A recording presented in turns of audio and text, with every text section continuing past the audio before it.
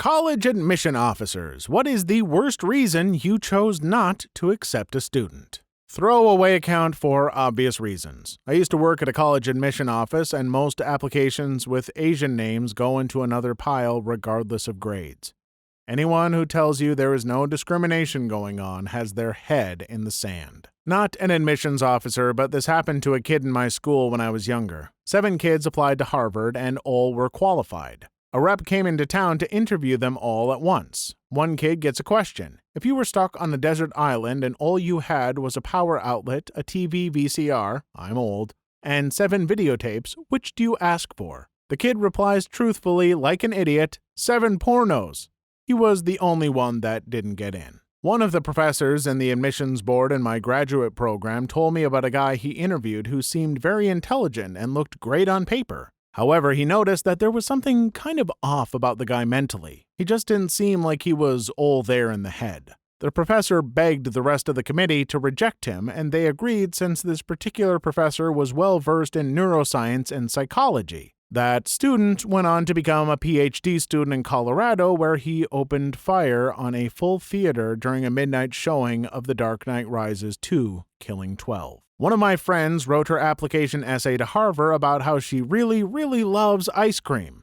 It was a long shot. She wasn't trying to be deep, just figured she would write about something she likes. And she got in. I'm not a college admissions officer, but there is a scholarship in my area provided by a business. It's an amazing opportunity, and I never thought I would get it. Well, lo and behold, I get it. The organization has a representative at my school, so I asked her why I got picked. She asked me what I wrote my essay about, and I told her. I was at camp one year and helped a girl with some serious problems. She then told me that both scholarship people and colleges have gotten to the point that they will turn you down if you write about how the mission trip you went on changed your life. They're sick of it. Freaking everyone goes on a mission trip, sees starving children, and suddenly their life has changed. She says that they totally support missions and the things they do, but she also said, if you write about the mission trip you went on, you may go to heaven, but you won't go to Harvard. Fun fact, for most large universities, admissions officers aren't making decisions.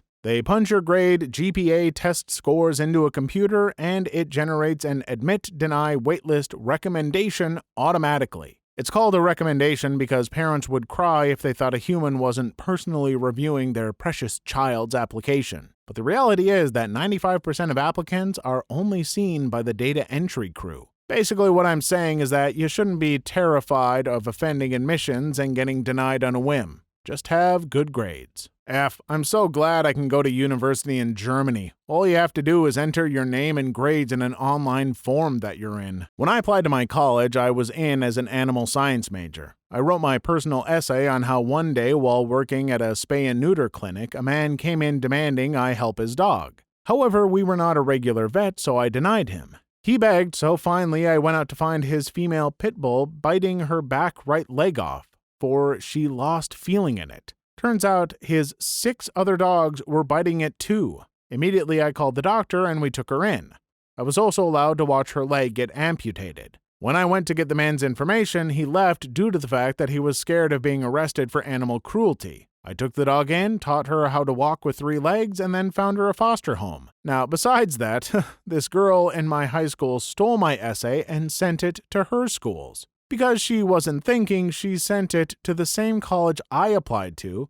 Admissions called both of us, and I proved I wrote it. She was denied acceptance to every school she applied to. Needless to say, write your own stuff and you have a good chance of getting in. I'm a teacher. One of the students I work with just had his acceptance to Stanford rescinded. He's a low-income minority student with an excellent GPA and ACT scores.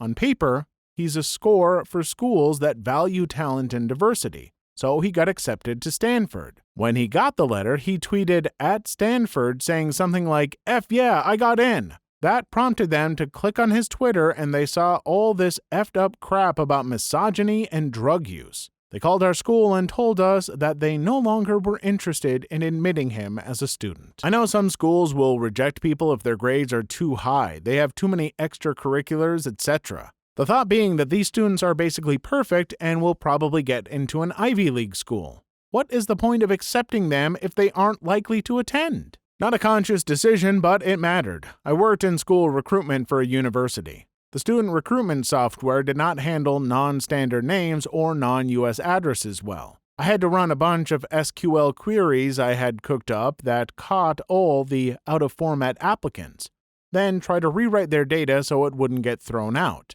If I didn't essentially hand-comb the database for these applicants, usually with non-Anglo names, they would not get university communications. Just graduated college last summer, worked in the undergraduate admissions office for 4 years as a student ambassador, tour guide, shadow host, etc., and as an admissions counselor's assistant. Worst case I've seen is a kid openly admit in his application essay that he was a habitual cheater throughout high school, but it taught him how to become resourceful and think outside the box. I've never seen an application get denied faster. Obligatory not me, but someone I know. I work in another department at a college, but I've had some great stories from our admissions counselors. My favorite is one girl who was actually admitted. Then the department's social media person followed her on Twitter. Her profile picture was smoking a blunt in front of a pile of coke. Scrolling through, a very graphic picture of her filleting someone. Yeah, that acceptance letter got pulled real quick.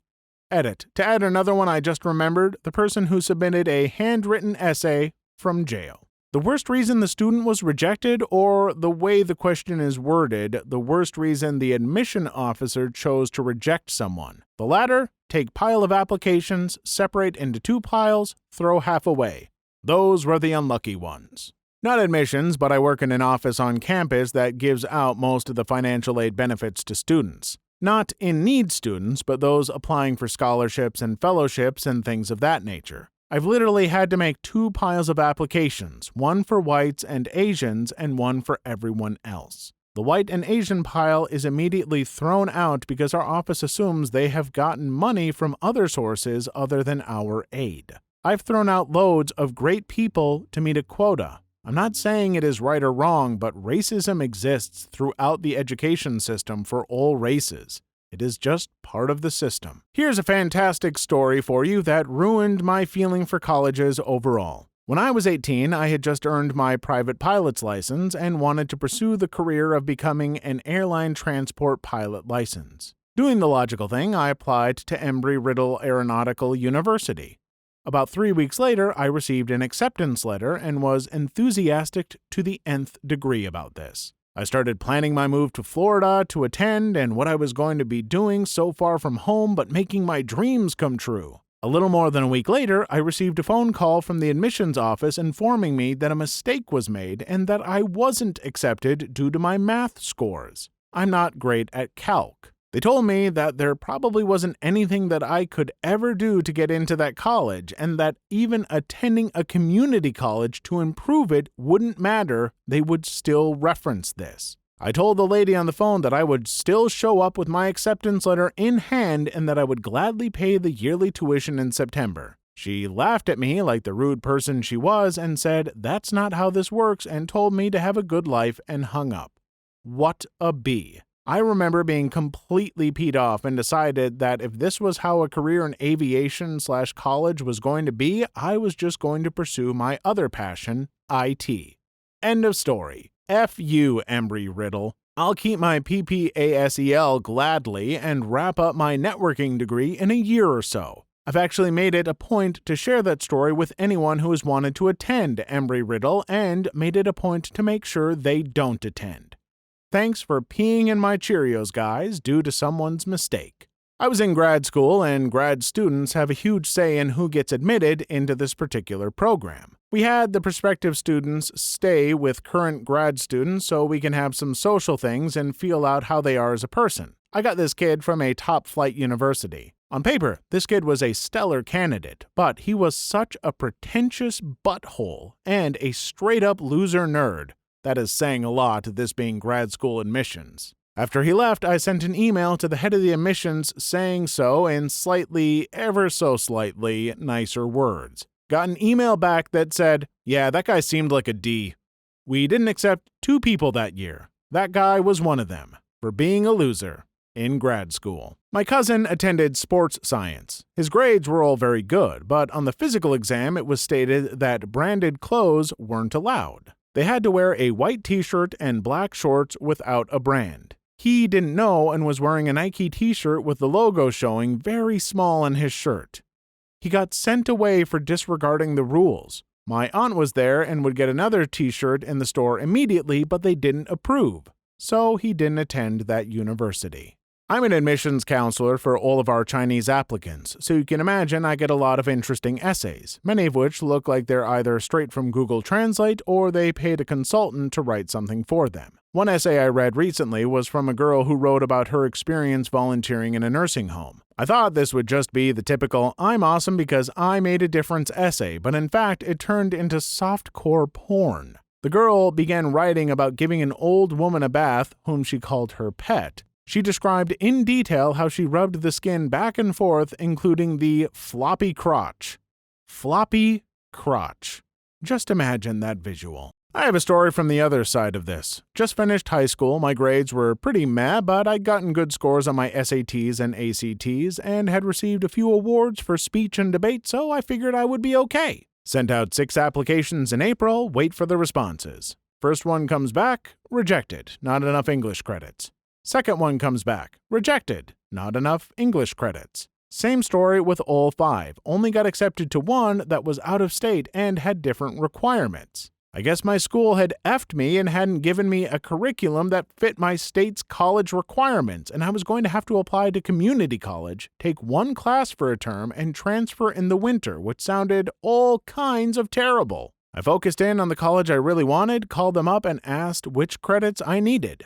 Then I went to my high school advisor and asked them why I didn't have it and what I would need to get it. He was adamant I did have it, so I called up my school. This continued for several days, me calling up the same academic advisor at this college and trying to find forms she wanted with my high school advisor. Finally, she gave in and waived the admissions process and got it accepted on the spot. The funny thing was, I was the only kid I had met at that school who had such a terrible high school GPA. And my SATs and ACTs were well below the average of the school's admissions page. If I had already had my English credits when I applied, I almost certainly wouldn't have gotten in. I pretty much annoyed them into accepting me. TLDR, annoyed the admissions office into accepting me into a much nicer school. One of those college speakers at my high school told us this story when explaining letters of rec to us. One teacher wrote a letter for an extremely good student. She was kind, hardworking, got good grades, and she also babysat for the teacher, so obviously this teacher had no shortage of good things to say about the student. However, later on, after the letter of rec had been sent in, the college got a call from the teacher who took back everything she said in the letter and told them not to consider the student. Why? Because she caught the student stealing from her house. Worked in graduate admissions office in college. We once turned away a woman who would call the office every day to ask us questions about the program that we were not able to disclose. Average GPA, GMAT of class accepted so far, job placement rates, this was a brand new program. The first class hadn't even graduated yet, for this year, etc. Eventually, we rejected her because her resume wasn't as built out as some of the other applicants. I guess this is different for grad school. Though we did look at her application with a slight bias. She flipped a switch and actually came into our office to scream at us. I'm not an admission officer, but a girl with perfect predicted grades way higher than the course she applied for required from my school was applying for neuroscience and was rejected from her top uni because she didn't take maths, which was a required subject. Turns out that this was the first year that the university had started asking for maths as a compulsory subject, and this piece of information isn't even included on the subject's page on their school website. We had a trustee visit campus with his son. His son was a nice kid, really well-mannered, but just didn't have the grades. It's a really competitive school, only accepting about 25% of that applications, and academically he wasn't even in the top 50%. The dad knew this and asked to meet privately with the dean. About 10 minutes later, we heard shouts from down the hall coming from the trustee as he stormed out, cursing the dean and saying he was embarrassed to be an alumnus. The president's office was in the same building, and he sprinted up the steps and marched right into the president's office. About 15 minutes later, he was escorted to his car by campus security. The dean told us later that he had offered to pay his son's full tuition outright in addition to making a $500,000 donation to the general fund if we'd accept him. He was removed from the board of trustees by the end of that week. We had to mark his son as a never in our databases, which means we can't ever consider an application from him again. Please leave your story in the comments. I would love to make a video on them in the future. Also, don't forget to like and subscribe.